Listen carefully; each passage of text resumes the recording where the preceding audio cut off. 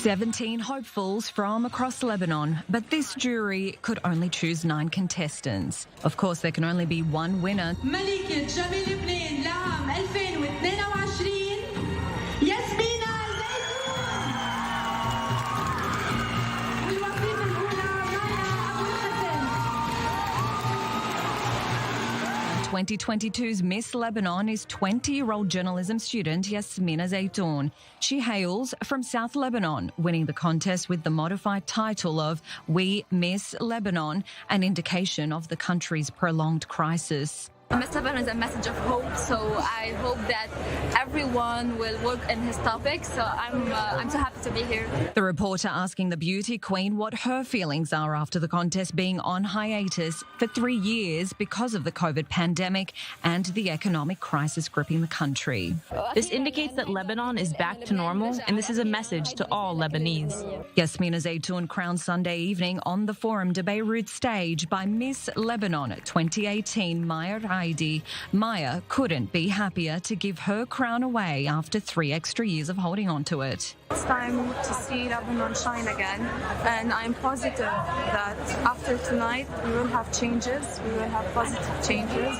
I wish the best of luck to the new queen, and it's time for Lebanon to come back on its feet again. This former Miss Lebanon as well says nothing will stop the Lebanese from pushing on. Even the event space chosen for the pageant was one that was badly damaged during the port blast in 2020. This event is proof that the Lebanese people will continue despite all the difficulties they are passing through. But as for the beauty queen herself, well, Yasmina will be representing Lebanon in the next Miss World and Miss Universe competitions going forward.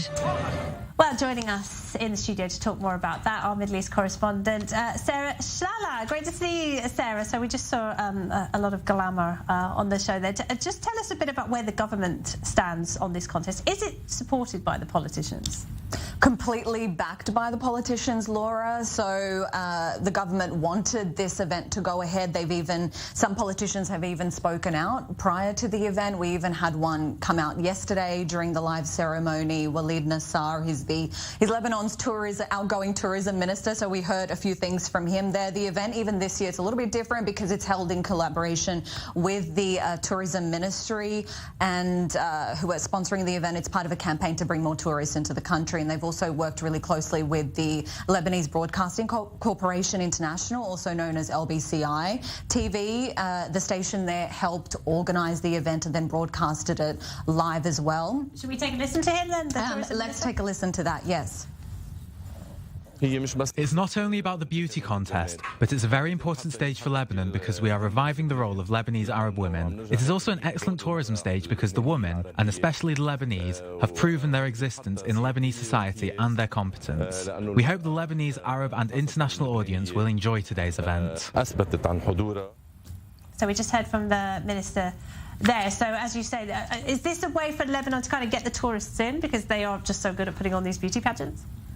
I think so. I think if right at the end of that, if you guys heard, he said that he hopes that the Lebanese, Arab and international community actually enjoys the event. So I know that I make mention of this in my package earlier, but the difference this year is that the title is really modified. So it used to be Miss Lebanon Pageant. Now it's We Miss Lebanon Pageant. So they're really missing celebrating Lebanon's beauty, and it's also played a part in the campaign by LBCI and the tourism ministry here as well. So obviously we know that Lebanon's endured a lot over the last few years, which meant that it had to go on hiatus, this particular event, for 3 years. So we didn't have one in 2019, 2020 and 2021. Now it's returning in 2022. Oh, that explains why it was so huge this year, because people have missed it for the last 3 years. Yes, exactly. And also it's attracted a lot of attention in the Arab world as well. So there's this trending We Miss Lebanon hashtag as well going on around the Gulf and the Middle East, especially in the United Arab Emirates, where a lot of the Lebanese diaspora actually live. And also in the run-up to the event in Beirut, in the capital, there were many billboards dotted around the roads